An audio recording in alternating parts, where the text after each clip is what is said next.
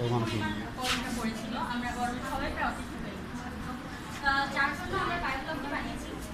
এখানে একটি পুকুর এবং পুকুরের উপর আমরা ভিত করে হচ্ছে হাঁস মুরগির খামারটা করতে পারি।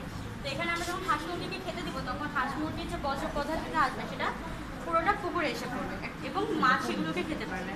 তারপরে মাছের যে পানিটা ময়লা হয়ে যাবে, মানে এই বর্জ্য পদার্থ অনেকদিন জমে যাবে, সেটা আমরা 1 থেকে 2 সপ্তাহ পর পর পরিষ্কার করতে পারি এবং এই পানিটা আমরা অন্য কোথাও না ফেলে এই গাছের গোড়ায় দিতে পারি, যার ফলে আমাদের গাছেও সার হয়ে যাচ্ছে।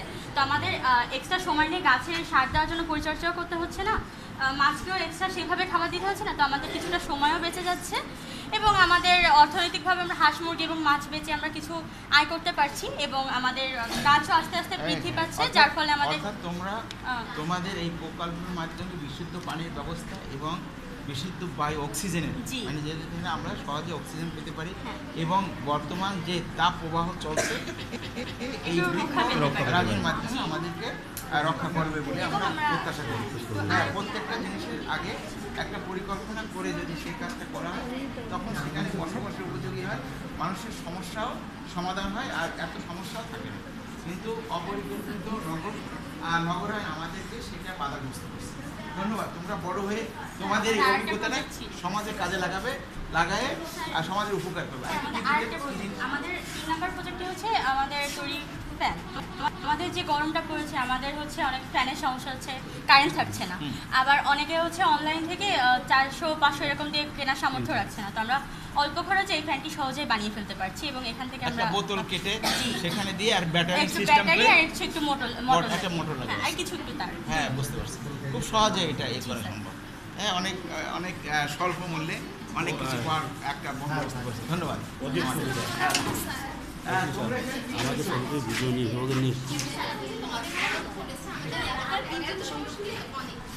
বিদ্যুতের ঘাটতি না হয়, তো আমরা কিন্তু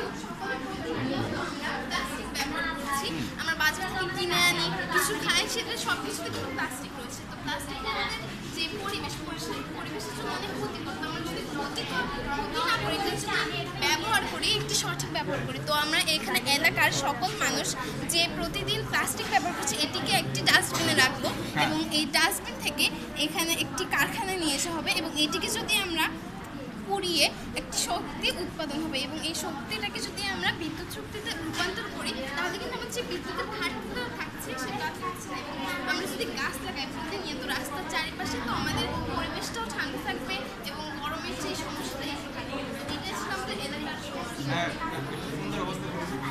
বর্তমান যে ফুয়েলের যে দাম, এর থেকে নিস্তার পাওয়ার জন্য নিজেরাই রিফাইনিং করছে, প্লাস্টিকের পোড়ায় এর থেকে ওই এই ফুয়েল পাওয়া যায় এবং তা বিদ্যুতের কাজে ব্যবহার করা যায়। অনেক সুন্দর এবং পরিবেশ ঠান্ডা রাখার জন্য, এই তাপদাহে বাঁচার জন্য বৃক্ষরোপণের ব্যবস্থা করছে। ভবিষ্যতে এই প্রকল্পগুলো কাজে লাগাবে বলে আমার আপনার আত্মবিশ্বাস। তোমরা কি করেছো?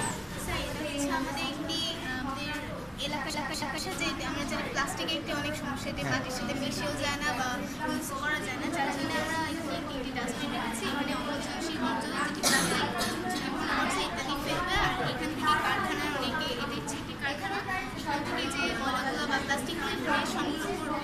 এখান থেকে আমরা হচ্ছে যে পলিকার্বনেট সকল রাসায়নিক পদার্থ আছে এগুলো দিয়ে আমরা রিসাইকেল করে হচ্ছে কদম বানাতে পারি বা বিভিন্ন ধরনের বোতল বা ইত্যাদি অনেক কিছু তৈরি করতে পারি। এখান দিয়ে আমরা বেশ কিছু হচ্ছে আমাদের ব্যবসায়িক লাগাবো এবং ব্যবসার এই জন্য আমাদের দেশের হচ্ছে অনেক আয় হবে। আস্তে আস্তে আমরা বিদেশে ওগুলো ইয়ে করতে পারি। এছাড়া আমরা কিছু বস্তির জন্য, এখানে একটি বস্তি দেওয়া যাচ্ছে এবং বস্তির জন্য আমরা বিতরণ করবো, যারা হচ্ছে শিক্ষিত বা লেখাপড়া করতে পারছে না তাদের জন্য আমরা এখানে এগুলো। ধন্যবাদ তোমাদের। আসলে স্যারের এই সাক্ষাৎকার, স্যারের আজকে এই বিষয়ে স্যারের ধন্যবাদ তোমাদের সকলকে। আসলে তোমরা তোমাদের এই এই অবস্থায় তোমরা যে পরে আপনি নিয়ে নেন, এই যে কাজগুলো তোমরা বা এই ধরনের তোমাদের মাথার ভিতরে যে চিন্তার উদ্রেক হয়েছে, এই জন্য তোমাদেরকে অনেক ধন্যবাদ। আসলে আমাদের এই নতুন কারিকুলাম এরকম সমাজের বিভিন্ন সমস্যাগুলো বর্তমান প্রেক্ষাপটের আলোকে খাপ খাইয়ে নেওয়ার জন্য মানুষকে উন্নত বিশ্বের সাথে তাল মিলিয়ে চলার জন্য তোমাদের এই যে আমরা যে সামনে যে নাগরিক স্মার্ট নাগরিক হব, আমরা স্মার্ট কান্ট্রি স্মার্ট নাগরিক হতে গেলে আমাদের যে জিনিসগুলো দরকার তাতে এই সমস্ত পরিকল্পনা দরকার, পরিকল্পনা অনুযায়ী কাজ করা দরকার। এই কারণে তোমরা যে এই সমস্যাগুলো চিহ্নিত করে অত্যন্ত সুন্দরভাবে এই সমস্যাগুলোর সমাধান দিয়েছো, আসলেই এটা প্রশংসাযোগ্য। আমি মনে করি তোমাদের এই প্রচেষ্টাগুলো অব্যাহত থাকলে তোমরা অবশ্যই ভবিষ্যতে একজন সুনাগরিক হয়ে মানুষের উপকারের পাশাপাশি দেশের উন্নয়নে ভূমিকা রাখবে বলে আমরা প্রত্যাশা করি। আর সবাই ভালো থাকো, সুস্থ থাকো, এই প্রত্যাশা করি। জয় বাংলা।